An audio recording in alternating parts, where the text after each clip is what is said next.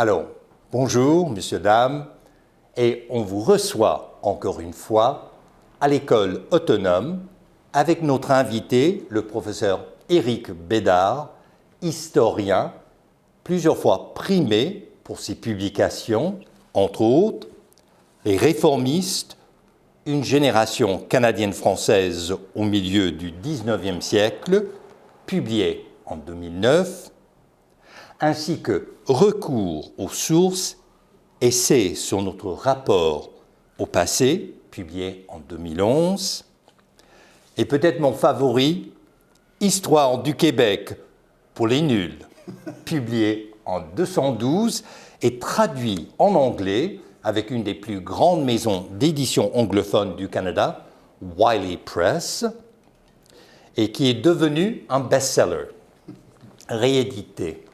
Alors, il m'est un plaisir de recevoir le professeur Éric Bédard de la TELUC, et en parlant de l'histoire du Canada français et l'histoire du Québec.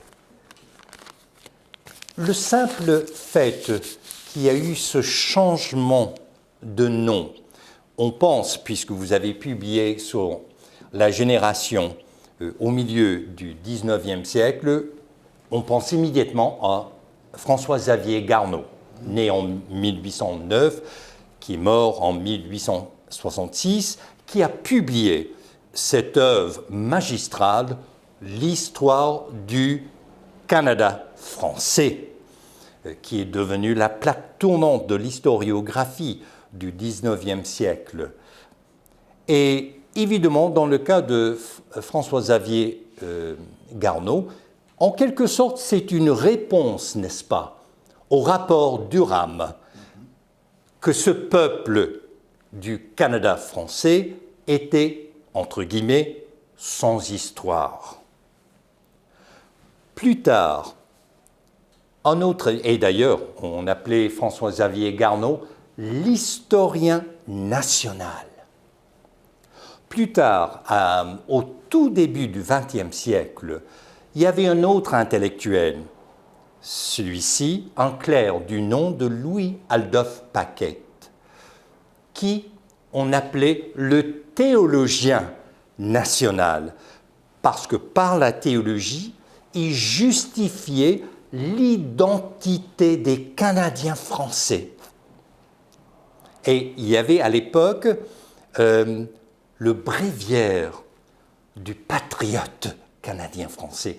Et c'est fort intéressant qu'on a emprunté une littérature, même des catéchèses de patriotes, une littérature religieuse, voire théologique, pour articuler cette identité canadienne-française, et ça sur une base nationaliste, en quelque sorte. Bien sûr. Et vous et moi, on connaît très bien celui qui voulait devenir l'historien national du XXe siècle, le chanoine Lionel Groulx, qui a publié son œuvre, enfin très très bien connue, en 4 tomes, L'histoire du Canada français. Né en 1878, il vit jusqu'à 1967, l'année de l'exposition. Donc il a vu le Canada français avant cette période qu'on appelle des années 60, la Révolution tranquille. D'ailleurs, Lionel Groulx a fondé l'Institut de l'Amérique française. Et il était le fondateur d'une revue, mais érudite, savante, incroyable, la revue d'histoire de l'Amérique française, qui continue toujours et qu'on estime hautement dans les milieux académiques, intellectuels. Et à travers tout cela, il y a ce que moi j'appellerais, professeur Bédard, par l'histoire, on mène une quête identitaire, quête de l'identité. Est-ce que vous voyez l'historiographie canadienne-française et qu'on appelle maintenant québécoise, est-ce que vous le voyez engagé dans une conscience collective de l'identité. Étude de l'histoire, quête identitaire, ça va de pair. Ça va tellement de pair qu'on en a fait presque une devise nationale. On n'en a pas fait presque. Notre devise nationale au Québec, officiellement depuis la fin des années 30, 1939, je crois, où ça a été inscrit sur les armoiries de la province de Québec, c'est « Je me souviens ». Alors, je me souviens, donc, si vous comparez notre devise nationale avec celle des Canadiens, par exemple, d'un océan à l'autre, la formule latine que vous aviez... Exactement. Donc, d'un océan à l'autre, là, on est dans l'espace, la conquête de l'espace, donc la conquête de l'Ouest et la conquête du Nord. Le Nord a joué un rôle important, continue de jouer un rôle important, d'ailleurs, dans l'identité, dans l'occupation de l'espace, alors que les Québécois, les Canadiens français, ont fondé leur identité beaucoup sur la persistance dans le temps, sur la durée. Nous avons résisté, nous sommes toujours là. Il y a quelque chose dans la psyché québécoise, canadienne, française, là, qui insiste beaucoup sur cet élément de durée.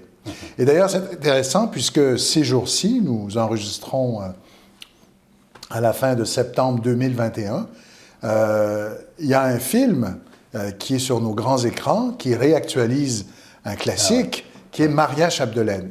Alors, Louis Hémon, l'écrivain français, qui est l'auteur du roman Maria Chapdelaine, termine son roman par, il appelle ça la voix du pays du Québec, et la voix du pays du Québec souffle à Maria Chapdelaine cette idée qu'elle doit rester sur la terre et donc choisir le soupirant qui est un agriculteur, un veuf, plutôt que d'aller vivre aux États-Unis avec un prétendant ou de choisir un homme qui malheureusement meurt en forêt. Donc, la voix du pays du Québec lui dit que nous avons duré. Hein? C'est cette voix-là, c'est la voix qui lui assigne d'une certaine façon l'inscription dans le temps long. Nous sommes un témoignage, c'est le mot très lyrique de Louis Hémon, qu'elle souffle, qui est soufflé. Donc oui, absolument, l'histoire a joué un rôle dans la définition d'une identité.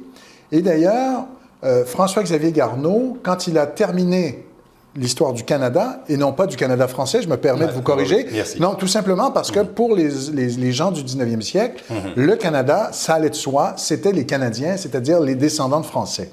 Donc il termine son histoire du Canada. Il y en aura 3 éditions de son vivant. Il y aura un petit abrégé pour les écoles. Il y aura une traduction anglaise, d'ailleurs très mal faite. Et Garneau, de son vivant, va être sacré historien national. Il va, dès le lendemain de sa mort, il va faire l'objet de biographies. Il va être vénéré. C'est un personnage qui va être vénéré de la même façon que Lionel Groulx, plus tard, sera vénéré. Donc finalement, les intellectuels phares ont été souvent des historiens. Peut-être davantage même que des poètes, ou que des écrivains, ou que des peintres. Les personnages vers lesquels on s'est tourné pour chercher un sens, une identité, ça a été souvent les historiens.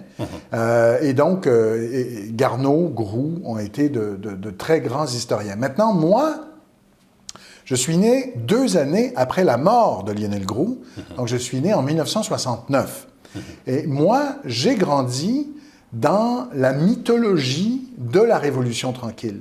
Donc du Québec qui se modernisait et du Québec qui tournait un peu le dos à ce passé traditionnel, avec une idéologie qui vantait les valeurs de la terre, de l'enracinement, d'une identité où religion et identité étaient liées. Un Canadien français était un catholique.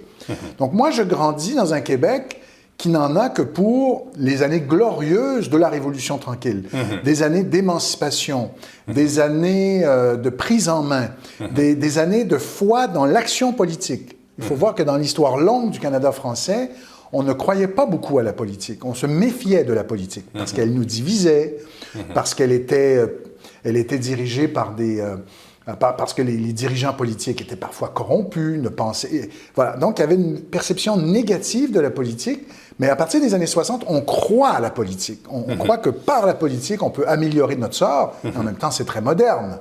C'est très moderne. Donc, moi, je grandis dans cette mythologie de la modernité du Québec, mais ce faisant, j'ai l'impression qu'il me manque une partie de mon identité. Que cette histoire longue du Canada français et du Québec et de la Nouvelle-France, on ne m'a pas vraiment transmis cette mémoire longue de mon pays, de l'histoire de mon pays. Oui, Fernand Braudel parlait de la longue durée. Oui, de la longue durée. Lui, il parlait en termes d'histoire géologique, mais on est d'accord. On parle de l'histoire longue, et pour moi, l'histoire longue remonte évidemment à la Nouvelle-France et aux premiers arrivants, aux premiers colons. Mais cette histoire-là, comme s'il y a eu une rupture dans les lignes de transmission. Donc, on nous a appris que cet événement bienheureux, bienfaisant, qui était la Révolution tranquille, eh bien, c'était extraordinaire. Mais ce qui allait de pair avec ça, c'est que ce qui était avant était soit ignoré ou soit discrédité. Rejeté. Rejeté, absolument. Et donc, mais c'est comme ça dans toutes les révolutions. On dit révolution tranquille, mais il y a quand même le mot révolution. Et dans toute révolution, il y a une fondation, il y a un moment inaugural. Et ce qui est avant est moins bien, puisqu'on veut changer de régime, on veut aller ailleurs. Faire table rase. Faire table rase jusqu'à un certain point. Et donc, pourquoi j'ai fait les réformistes? Eh bien, les réformistes, qui était ma thèse de doctorat, c'était une façon pour moi de me réapproprier un temps long de l'histoire et de m'interroger sur le destin, un destin assez tragique d'une génération qui venait après un événement on doit passer très vite, mais les rébellions, il y a eu des affrontements entre des patriotes du Bas-Canada, du Québec de l'époque, en 1837-38, et les autorités britanniques qui ont voulu réprimer ça. En gros, c'était des républicains, c'était des gens qui rêvaient de liberté, un peu comme le modèle était à ce moment-là les États-Unis, mais aussi les révolutions libérales d'Europe de l'époque. Donc, on voulait des changements, on voulait de la démocratisation, on avait ces idéaux républicains qui ont été réprimés. Et donc, une nouvelle génération devait composer avec une situation très difficile, qui était les lendemains. Et Garneau en faisait partie, mais d'autres aussi. Et donc, moi, j'ai voulu m'intéresser à eux parce que, un peu comme cette génération, ma génération arrive au moment, à la vie adulte, après les grandes aspirations indépendantistes, qui étaient au fond le point culminant de la Révolution tranquille dans l'esprit de beaucoup de Québécois. On pourrait dire en anglais le happy ending, c'est-à-dire c'était la conclusion de l'émancipation du Québec à partir des années 60. Et moi et ma génération, on arrivait après cela. Donc, je me suis identifié au destin de cette génération réformiste qui arrivait après les rébellions. Comme nous, on arrive après les référendums. Gagnant, perdant, ça dépend du point de vue. Mais les référendums qui finalement se sont soldés par une sorte de match nul, d'échec. Il ne s'est rien passé. Il n'y a eu ni réforme du Canada en profondeur, ni indépendance. Donc, on se retrouve un peu devant rien, devant un Québec qui n'a pas signé la Constitution canadienne, devant des inquiétudes par rapport au sort du français. Donc, rien n'a finalement... oui, il y a eu plein de choses qui se sont passées, un État-providence, des réformes de l'éducation et tout, mais le statut politique du Québec ne s'est pas transformé de façon importante et structurelle et durable. Donc, voilà mon intérêt. Et là, en ce moment, eh bien, je poursuis sur ma lancée, puisque là, j'ai fait les réformistes. J'ai écrit ensuite un autre livre qui est un recueil d'études qui s'appelle « Survivance ». C'était le terme privilégié par les élites canadiennes-françaises du 19e siècle. Et donc, maintenant, je suis dans la Nouvelle-France. Donc, je n'arrête pas de reculer dans le temps. Heureusement, je suis historien du Québec, donc je vais m'arrêter au début du 17e siècle. Je n'irai pas jusqu'à l'époque de l'Antiquité. Et vous avez mentionné la durée. Je le mentionne, professeur Bédard, puisque, croyez ou non, Lionel Groulx avait d'abord fait un doctorat en théologie et ensuite un doctorat en philosophie. D'abord, théologie évidemment catholique de suite au Vatican I, donc le pape est infaillible, très très conservateur. On ne peut pas comprendre Lionel Groulx sans comprendre la théologie de l'époque. Et de plus, il fait la philosophie, certes la philosophie néo-thomiste, donc Thomas d'Aquin, mais alors qu'il fait ses études doctorales, il doit étudier le philosophe Henri Bergson et le concept de, croyez-le ou non, la durée. Alors, cette question, je vous la lance, puisque quand on a un théologien national comme Louis-Adolphe Paquet, qui a étudié à Rome, tout comme Lionel Groulx, qui a fait un doctorat en philosophie et en théologie à Rome, avant d'aller en Suisse. Quand la théologie est le fondement de sa conception de l'histoire, quand on est clair, comme Louis-Adolphe Paquet, comme Lionel Groulx, et que la pierre angulaire intellectuelle, elle est thomiste, dans quelle mesure est-ce qu'on ne favorise pas, et sachant que Lionel Groulx connaissait très très bien la Bible, qui est un livre d'histoire, la trame historique de la Bible, du peuple de Dieu, d'ailleurs il appelle les Canadiens français les Juifs du Nouveau Monde, le peuple élu de l'Amérique du Nord. Eh bien, je pense en termes d'appareil conceptuel. Quand on fait l'histoire, comme a fait Lionel Groulx, sur une base de théologie et de philosophie thomiste, évidemment, on a là une approche théologique, pour ne pas dire théologique, et qu'il y a un destin, il y a un but, il y a une fin, et qu'il nous faut travailler dans ce sens-là, d'où les livres comme Directive, Orientation, ou encore son dernier livre, Chemin de l'avenir, écrit dans le feu de la Révolution tranquille, où justement il critique vertement cette Révolution tranquille qui veut se défaire du contenu culturel que pour lui est vraiment le principe opérateur, c'est-à-dire le catholicisme. Alors, est-ce que vous avez...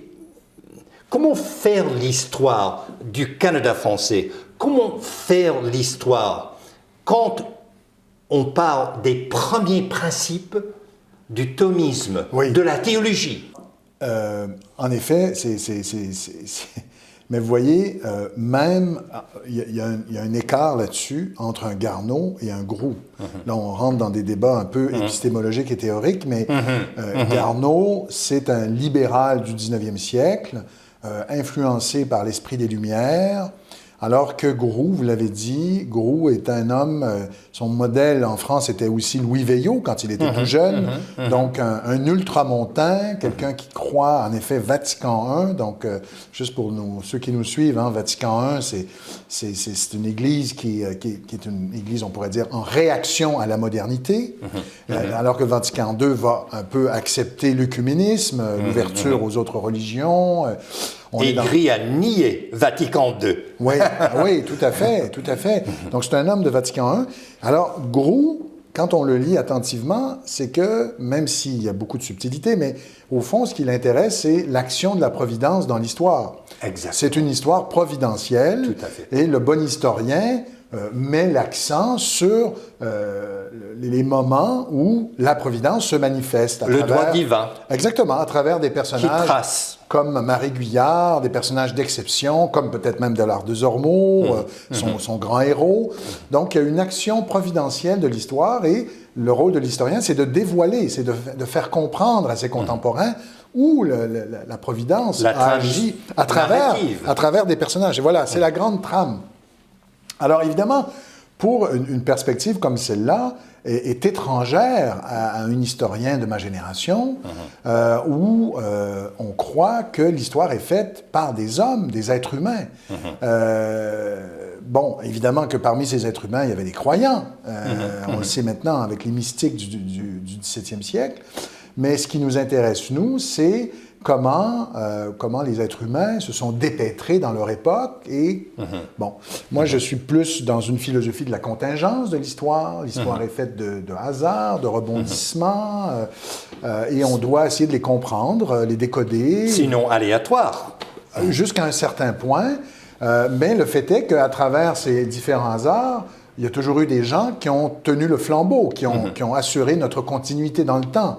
On n'a jamais baissé les bras. On s'est toujours, d'une certaine façon, battu pour assurer notre existence, que ce soit par les effets de la nature, l'implantation dans la vallée du Saint-Laurent, en faisant beaucoup d'enfants, ou par des défenses, ou par des combats plus politiques, pour défendre nos droits, pour défendre un système scolaire autonome, etc.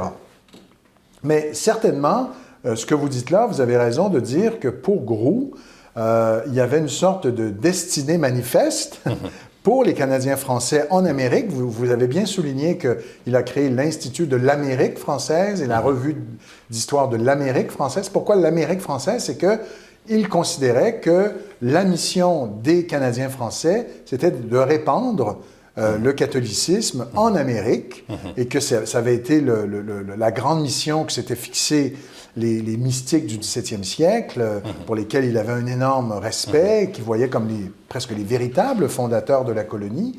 Alors que, par exemple, un Garneau voyait les choses un peu autrement. Un Garneau reproche à l'État français de ne pas avoir permis à que des protestants viennent en Nouvelle-France. On sait que Louis XIV avait voulu, avec sa révocation d'édit de Nantes, voulait forcer la conversion des protestants au catholicisme.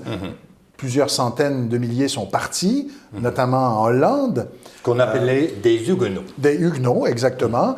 Mais Garneau dit au 19e siècle, c'est dommage que sur mettons, les 400 000 ou 500 000, peut-être un peu moins, peut-être un peu plus, il n'y en ait pas eu 20 ou 30 000 qui ne soient pas venus en Nouvelle-France. Ça aurait changé la carte, la géopolitique du continent. Alors lui, ce qui primait à ce moment-là chez lui, c'était la dimension nationale, mais pas la dimension religieuse. Ou enfin, un peu logiquement, il faisait un peu une dissociation entre les deux. Il voyait l'élément national comme un élément plus important, à la limite, que l'élément religieux. Alors que pour Groulx, Groulx n'aurait jamais écrit une telle chose, on peut recevoir des protestants ou des catholiques, peu importe. Non, il faut recevoir des catholiques. Donc, il était dans cette lignée-là. Mais oui, absolument. Parce qu'en fait, la force motrice de l'histoire pour Groulx, c'est Dieu. C'est la providence. Voilà. Et là, il y aura une rupture durant les années 50 et 60 avec ses élèves, qui étaient des disciples, mais qui sont eux dans une perspective de sécularisation, qui, eux, estiment que non, c'est pas la providence. Vous pensez à Michel Brunet, là? Je pense à ceux qu'on a appelés l'École de Montréal, donc Michel Brunet, Maurice Séguin, mais aussi Guy Frégault. Le meilleur historien des trois était, à mon avis, Guy Frégault. Mais les trois ont développé tout un schème de pensée pour dire que non, les déterminations les plus fondamentales étaient de nature économique, sociale, politique. Et c'est ça qui avait déterminé le destin des Canadiens français bien davantage que la providence chrétienne. Alors, les enjeux de l'histoire du Canada français, éventuellement du Québec, pour Groulx, les enjeux sont théologiques. Les enjeux sont thomistes, philosophiques. D'ailleurs, il est le fils, comme je dis, le fils d'Aeterna Patris, qui est l'encyclique qui, à toute fin pratique, a établi Saint Thomas d'Aquin comme l'intellectuel, le maître penseur par excellence de la pensée catholique, y compris de l'historiographie. Donc il y a ces deux points de repère, Aeterna Patris et évidemment Vatican I. Et vous avez mentionné avec raison à quel point il appréciait les personnages mystiques du XVIIe siècle, et pour cause, parce que le XVIIe siècle en France correspond à la réforme catholique, à la renaissance catholique. Absolument. Donc c'est le modèle qu'il favorise. Si je peux juste faire un petit crochet avec l'actualité brûlante, Groulx tenait, et c'est pas peut-être les meilleures pages de son œuvre, mais tenait à nous distinguer des Autochtones. Tenait à distinguer les Canadiens français des Autochtones, tenait absolument à démontrer, alors qu'il n'en avait pas les moyens scientifiques qu'on a aujourd'hui, à démontrer qu'il n'y avait pas de sang mêlé, qu'il n'y avait pas eu de métissage dans la vallée du Saint-Laurent entre les Français, les Canadiens et les Autochtones. Pourquoi? Parce que justement, on est dans la suite du rapport de Rame. Le rapport de Rame qui nous dit « Vous êtes sans histoire et sans littérature ». La meilleure service à vous rendre, c'est de vous assimiler à l'Empire britannique et à la culture anglo-saxonne et protestante. Et nous, on se rebiffe, on a une histoire, mais non seulement on a une histoire, mais on est issu d'une grande civilisation. Donc, pour donner de la noblesse au Canada français, Groulx voulait montrer que nous étions issus du grand siècle de Louis XIV, de ce grand siècle du renouveau catholique et civilisationnel. Et donc, pour que cette démonstration puisse tenir, il fallait... L'apogée de la culture française. L'apogée de la culture française. Et donc, nous étions un rejeton de cette grande civilisation. Nous avions, nous, contrairement aux Français, préservé cette essence catholique, chrétienne, providentielle, alors que les Français avaient fait la Révolution. Hein? C'était perdu. Mais nous avions conservé vive cette sève fondatrice. Ce qui veut dire qu'on a nos lettres de noblesse. Oui, d'une certaine façon, nos lettres de noblesse. Et donc, avoir du sang mêlé avec des Autochtones, ça ne fonctionnait pas dans sa démonstration. Aujourd'hui, par des déductions scientifiques, on sait que les Québécois de la vallée du Saint-Laurent d'origine française ont très peu de sang amérindien, on le sait, on pourrait en parler dans une autre émission, mais Groulx n'avait pas les moyens, lui, de le démontrer, mais il cherchait à le démontrer parce qu'il y avait cette peur, et j'utilise un titre d'un bel article de Denis Delage, l'anthropologue, cette peur de passer pour des sauvages. Nous ne voulions pas passer pour des sauvages, donc prendre nos distances. Et ça fait que, alors que nous avions eu des rapports autochtones avec les Autochtones qui étaient intéressants, hein, du début de la Nouvelle-France jusqu'au début du 19e siècle, après ça se gâte, on avait eu des rapports intéressants avec les Autochtones pour toutes sortes de raisons qu'on pourrait expliquer. Pendant presque un siècle, on a voulu prendre nos distances. On a ignoré, on a été indifférent avec les Autochtones. Je parle au Québec, au Canada français. On a voulu les civiliser dans des pensionnats. On a un peu participé à cette politique des pensionnats, même si ça a été beaucoup moins fort ici, mais ça a été quand même présent. Donc, ça s'explique, autrement dit, historiquement, avec cette façon de se représenter comme étant issu d'une grande civilisation. Et d'ailleurs, lors de son séjour en Europe pour faire le doctorat d'abord en théologie, ensuite en philosophie et par la suite en Suisse. Il voyage à travers l'Europe, surtout l'Europe francophone, la Suisse, la France, et il est dans le train, et on est avant la Première Guerre mondiale, et quand on apprend qu'il est du Canada français, qu'il est de l'Amérique du Nord, mais qu'il parle français, on l'appelle dans le wagon mais vous faites partie des Apaches. Et il est complètement abasourdi de cette association. Et d'ailleurs, dans ses livres, il a une vision négative du coureur de bois. Alors qu'aujourd'hui, le coureur de bois, c'est un héros. Un peu avec des anthropologues comme Serge Bouchard, hein, on fait du coureur de bois le métissé, l'être qui est allé à la rencontre des Autochtones. C'est un héros aujourd'hui. C'est un être libre aussi, on l'admire beaucoup pour ça. Mais pour Groulx, le coureur de bois, il pouvait nous rendre des services au plan militaire, mais c'était un peu un dégénéré. C'était pas un modèle. Le modèle de Groulx, c'était l'agriculteur. Mais vous en savez beaucoup plus que moi sur Groulx. Vous avez consacré une thèse, vous avez passé 10 ans dans les archives. Alors, moi, j'ai beaucoup à apprendre de vous. Mais justement, en parlant de l'historiographie, chez Lionel Groulx et chez Louis-Adolphe Paquette, et toute cette tradition, cette veine historiographique du Canada français jusqu'à la Révolution tranquille, rappelons quelle est la raison d'être de la survivance. Ouais. Pourquoi les francophones ont survécu en Amérique du Nord? Pourquoi les Canadiens français existent-ils? C'est pour évangéliser, entre autres les Premières Nations. Oui, bien sûr. Oui. C'est comme missionnaires, c'est pour faire des missions dans toute l'Amérique du Nord. Et d'ailleurs, ça somme, si vous voulez, en parlant en termes théologiques, thomistes, ça somme encore dans la Révolution tranquille. C'est un pavé de 400 pages et c'est un travail très fouillé. J'ai regardé ces recherches. Le Canada français missionnaire. En fait, et dans le Canada français missionnaire, et dans Chemin de l'avenir, Lionel Groulx réplique à la Révolution tranquille: allez-y fort pour le français et pour l'épanouissement de l'État francophone et pour la langue et la culture francophone. Mais n'oubliez jamais la base, le fondement, la pierre angulaire, et elle était bien pensée dans l'esprit de Lionel Groulx. Absolument. Et pourquoi est-ce que je mentionne cela? Parce qu'on avait débuté ce dialogue, professeur Bédard, en parlant de l'histoire comme une quête identitaire chez les francophones du Canada, les francophones de l'Amérique du Nord. Et c'est là où j'aimerais connaître votre pensée là-dessus. Pourquoi Groulx l'a-t-il nommé l'Institut de l'Amérique française et la revue dont il était le fondateur, la revue d'histoire de l'Amérique française?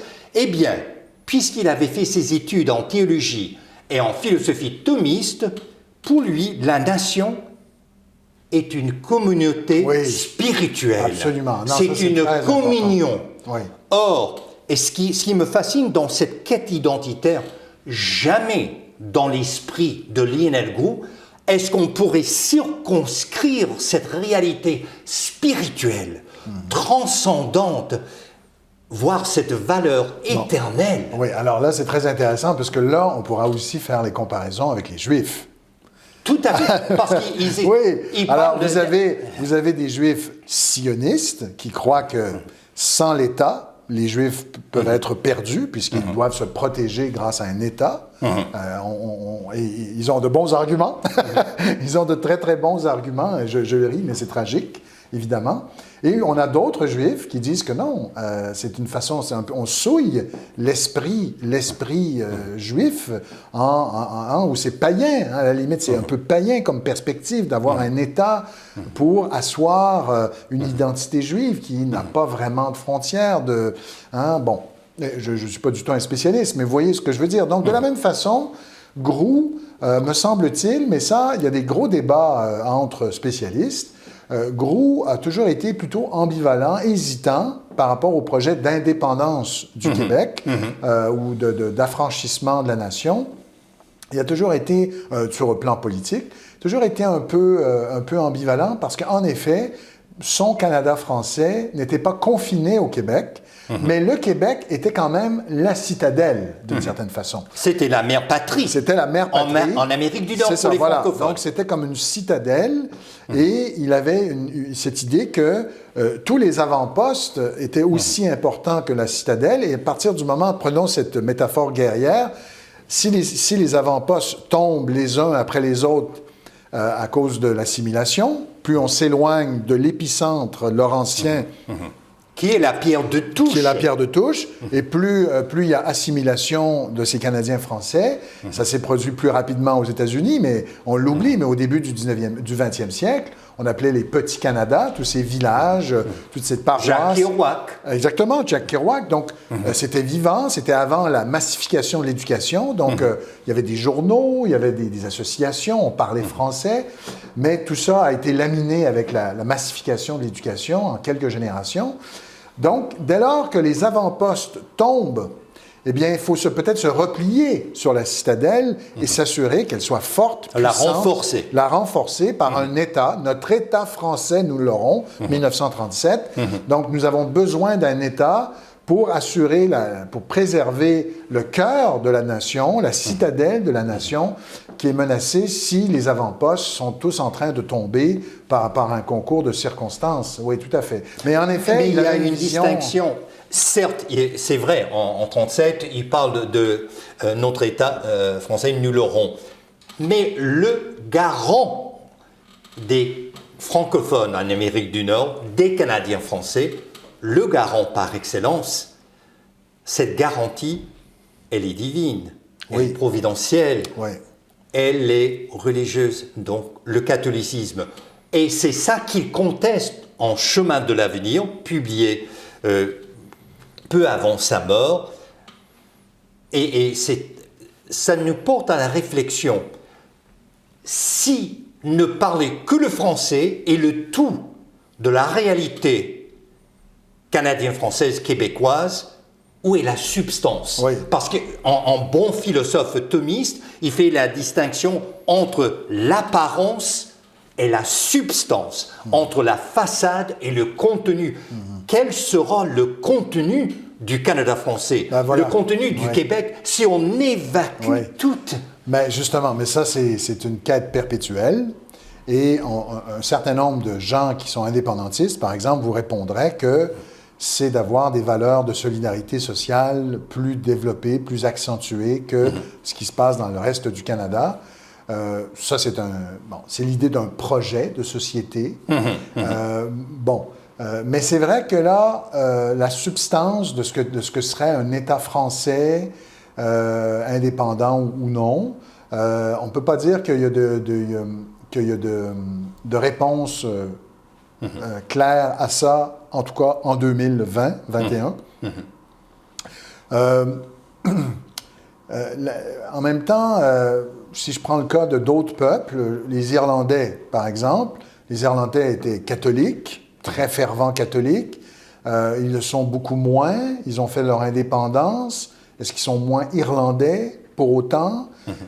C'est sûr que la religion est un marqueur identitaire très important, mais on a quand même un certain nombre de peuples qui puisent dans leur histoire, dans leur mémoire, et donc dans les manifestations de cette mémoire et cette histoire, notamment la langue, mais aussi le modèle social qui a été développé, l'état politique qu'on a mis en place, les institutions. Il y a quand même persistance d'un être, d'un tout, d'une communauté, d'une communauté politique et identitaire. Donc, est-ce qu'il faut obligatoirement qu'il y ait un marqueur substantiel religieux? Moi, je croirais que non, mais c'est sûr que ça provoque un mouvement des plaques tectoniques au niveau identitaire très important. Et c'est vrai aussi que je remarque dans le Québec d'aujourd'hui un vide au plan spirituel, beaucoup de... un manque de repères chez les plus jeunes qui m'inquiète beaucoup. Maintenant, je n'ai pas la réponse. Est-ce que c'est le retour du spirituel? Sous quelle forme? J'en ai aucune idée. Mais je ne suis pas convaincu, contrairement à bien des gens de ma génération et bien des gens du Québec, je ne suis pas convaincu qu'il ne pourrait pas y avoir de retour du religieux. Moi, comme vous le savez, j'ai étudié les années 1840. Les années 1840, on est témoin au Québec d'un réveil religieux. Qui est le pendant de l'ultramontanisme. Oui. Et qui est le catholicisme romantique. Parce qu'on est dans pleine période romantique. Exactement. On va créer des associations contre l'intempérance, pour la tempérance, boire moins d'alcool. Les gens vont se mettre à aller à l'église. Le père Chéniky. Le père Chéniky, c'était un défenseur justement de cette grande cause de la tempérance. On va aussi voir la multiplication des vocations au milieu du 19e siècle. Donc, il s'est passé quelque chose dans le soubassement de la société québécoise de l'époque où il y a eu... Canadienne-française, on disait pas québécoise. Vous avez absolument raison, canadienne-française. Alors qu'aujourd'hui, moi je dis, il n'est pas dit que ça ne pourrait pas ressurgir par une forme... on ne sait pas. Et c'est très intéressant Fernand Braudel parlait aussi de l'histoire des mentalités. Oui. Or, chez Groulx, il y a une mentalité marquée, et cette mentalité, une partie intégrante, c'est ce qu'on appelait à l'époque, d'ailleurs Jacques Maritain, un grand intellectuel français catholique, d'abord protestant, qui s'est converti au catholicisme et au thomisme en passant, mais il parlait de l'hiérarchie des valeurs. Et quand Groulx est témoin de la Révolution tranquille, pour lui, si vous mettez le spirituel au fond de la boîte, il vous reste quoi? Et il contestait, est-ce que votre but, c'est de devenir des Yankees qui parlent français? C'est ça, absolument. Alors, quelle est la différence alors? Pourquoi faire? Pourquoi vivre? Pourquoi la survivance? Donc, il voulait l'asseoir sur une base spirituelle qui, pour lui, était la durée. Oui. C'est intéressant parce que, en effet, je pense que vous restituez là des dimensions fondamentales de la pensée de Grou qui sont peut-être parfois un peu gommées par ceux qui veulent en faire un indépendantiste avant la lettre, par ceux qui insistent énormément, et à bon droit, sur son nationalisme. Et en effet, il était un ardent nationaliste, il défendait les siens, mais en effet, il défendait les siens au nom d'une certaine idée de ce que devait être le Canada français. Et si on certaine idée et un idéal. Oui, il était un idéal. beaucoup Absolument. pour l'idéal. Absolument. Et donc, si on perd ça de vue, ben, on perd peut-être de vue quelque chose de très, très, très important, en effet. On peut pas, autrement dit, un penseur, c'est pas un buffet, hein? On se sert seulement de ce qui nous... on peut, évidemment, tout n'est pas... on peut s'inspirer de certains aspects plus que d'autres, mais c'est vrai que c'était très, très important pour lui, oui. Mais vous en savez plus que moi sur le sujet. Mais c'est d'autant plus important, j'estime, professeur Bédard, puisque, certes, moi-même, et on en parle, les premiers principes de l'historiographie de Lénine-Grou sont la théologie, sont la philosophie thomiste. Et pour lui, le manuscrit historique par excellence, c'est la Bible. Il conçoit l'histoire du peuple des francophones en Amérique du Nord, l'histoire des Canadiens français en termes bibliques. D'ailleurs, dans son journal intime, en 2 tomes, alors qu'il est adolescent, qu'il est au petit séminaire de Sainte-Thérèse, ou encore qu'il enseigne au collège de Valleyfield lui-même avant d'aller en Europe, il parle des familles québécoises, canadiennes françaises qui ont donné tant de filles comme sœurs religieuses, tant de garçons comme frères ou prêtres, et il appelle ces familles les Lévites. Or, les Lévites, c'était la famille des prêtres chez les Juifs. Alors, tout son paradigme est biblique et juif. Et ça, c'est très intéressant pour comprendre son approche à l'historiographie. Mais ça ne veut pas dire, et là je vous sonde là-dessus, ça ne veut pas dire qu'il n'était pas sérieux comme historien. Non. Quand j'ai regardé ses recherches, il allait ponctuellement dans les archives à Londres, puisque c'était la capitale de l'Empire britannique. Il allait ponctuellement à Paris, vérifier pour la Nouvelle-France. Il allait régulièrement à Ottawa. C'était un bourreau de travail. En passant, il a publié plus de 30 livres, plus de 400 articles savants et un nombre de recensions qui ne se comptent pas. Alors, il y a quand même une rigueur, il y a une discipline. Même si il est parti de la Bible, de la théologie, de la philosophie thomiste. Alors, le fait qu'il a construit sa pensée intellectuelle historiographique sur la théologie et sur la philosophie, et d'ailleurs il y en a beaucoup d'historiens dans l'histoire de l'Occident qui l'ont fait aussi, ne veut pas dire pour autant que ce n'est pas valable. C'était un chercheur hors pair, et de plus, ce qui est très très intéressant, Grou ne fait son doctorat en histoire qu'à l'âge de 52 ans. Et quel est son sujet? L'enseignement français au Canada. Et il va le présenter à la Sorbonne, rien de moins. Et ça, c'est très très intéressant parce que on parlait tout à l'heure de cette quête identitaire.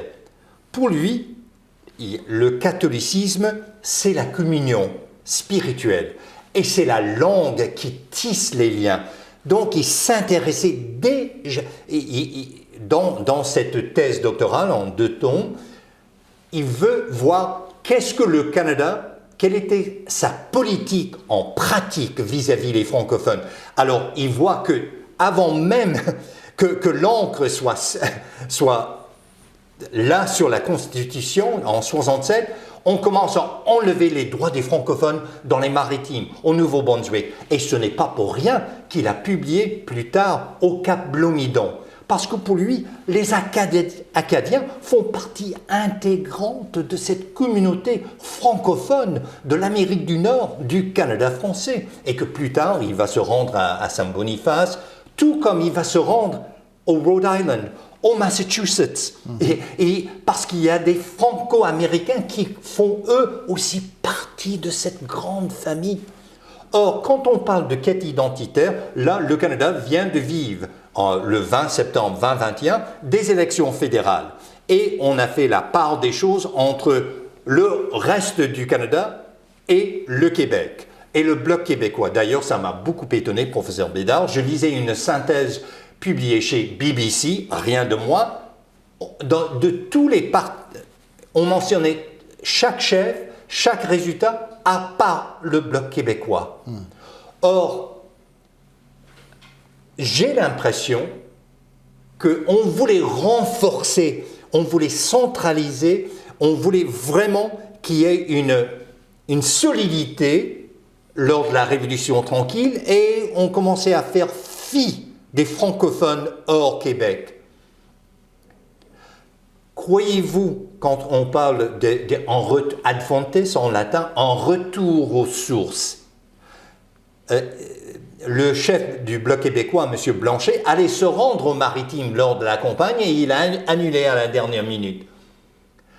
Quel rapport peut-on établir entre le Québec et les francophones hors Québec, que ce soit les franco-ontariens qui viennent d'avoir leur propre université, les franco-manitobains, et ne parlons pas des autres, les Acadiens. Oui, alors, c'est un vaste sujet.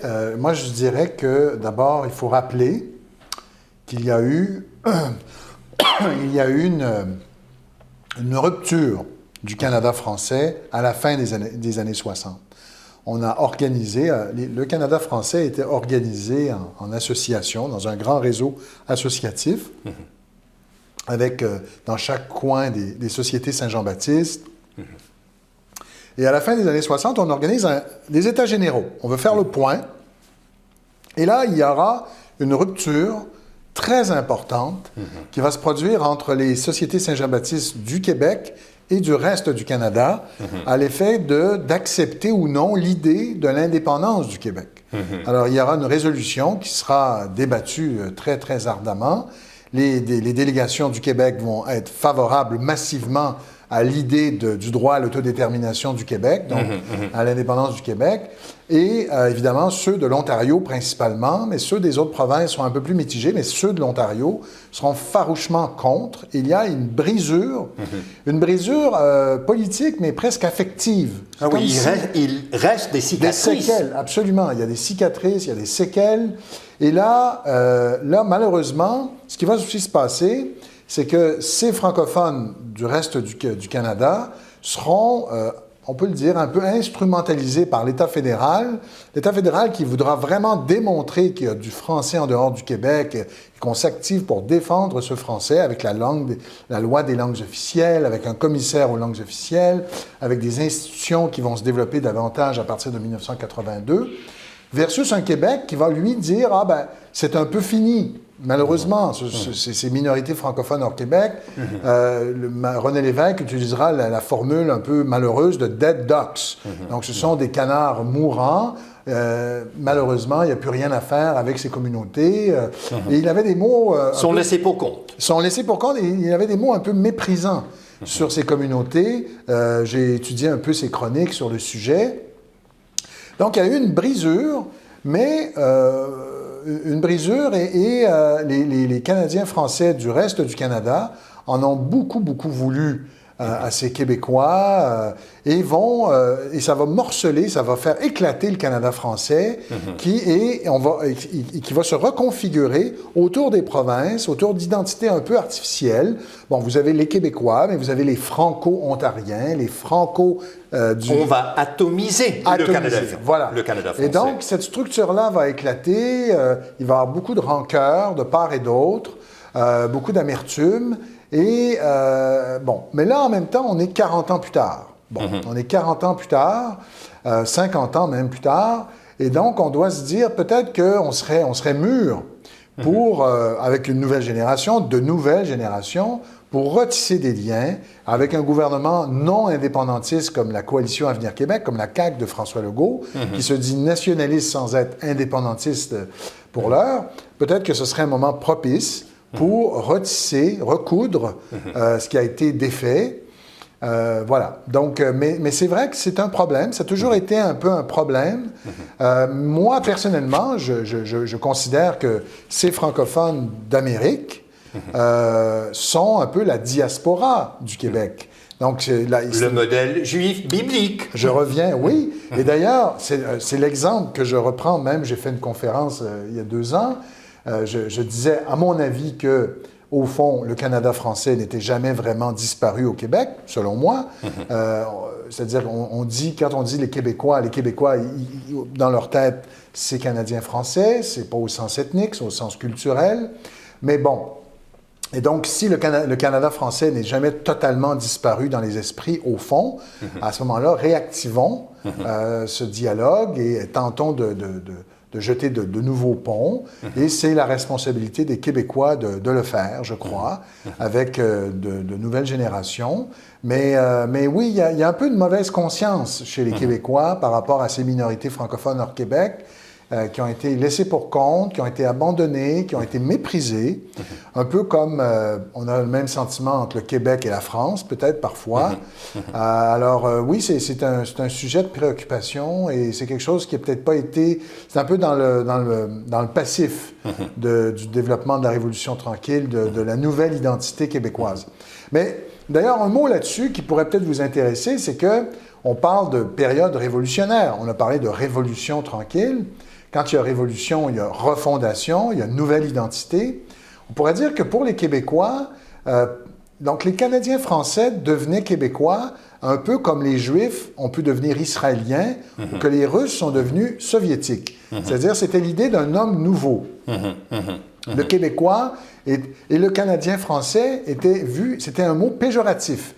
Être un Canadien français, c'était être un être aliéné, un perdant, une personne qui était un peu à genoux devant les capitalistes anglo-saxons. Citoyen de 2e classe dans le Grand Canada. Exactement. Citoyen de 2e classe, mais aussi citoyen qui avait plié les genoux devant son curé, qui était souvent l'allié du grand patron, qui avait aussi plié les genoux devant sa femme, qui était l'allié du curé. Il y a eu les gens de parti pris qui avaient tout un modèle explicatif qui allait dans ce sens-là. Donc, être un Québécois, c'était être un être nouveau. C'était être un homme nouveau. Donc, autrement dit, il y avait une rupture. La rupture n'était pas seulement politique, rompre avec le Canada français politique, développer une nouvelle vision du Canada, mais aussi c'était rompre avec un type d'homme. Donc, c'était très profond et il y a quelque chose de ça qui est resté. Servile, un homme servile. Oui. Et il y a quelque chose de ça qui est resté aujourd'hui. Entre nationalistes québécois, moi j'ai frayé dans ces mouvements, évidemment, j'ai été même militant, mais je me souviens qu'on pouvait traiter quelqu'un de Canadien français, et c'était une insulte. En voulant dire, t'étais encore... C'était péjoratif. C'était péjoratif. T'étais encore quelqu'un qui vit avec une pensée de colonisé. C'était un peu ça que ça voulait dire. T'es encore un colonisé, t'es pas un Québécois affranchi. Alors, quand on a une vision comme celle-là, vous imaginez que les Canadiens français des autres provinces, ça leur envoyait une image très misérabiliste, péjorative, dépréciative. Alors, c'était pas quelque chose de bien, et ça a contribué certainement à creuser le fossé entre Québécois et Canadiens français des autres provinces. Et pour boucler la boucle, on parlait de l'Amérique française. Je crois qu'il importe, n'est-ce pas, professeur Bédard? Souvent, vous avez dit, lors de la Révolution tranquille, on a tourné le dos à l'historiographie de Lionel Groulx, en pensant qu'il était désuet, vieillot, dépassé.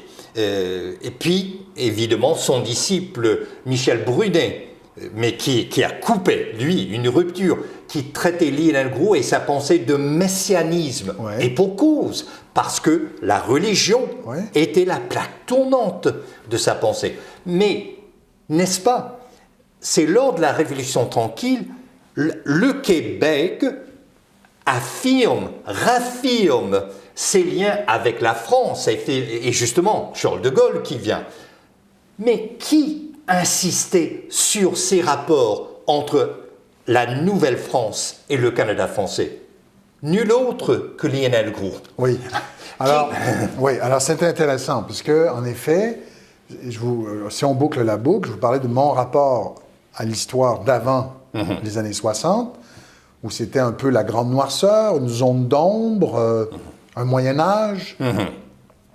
Arriéré. Oui, c'était rétrograde.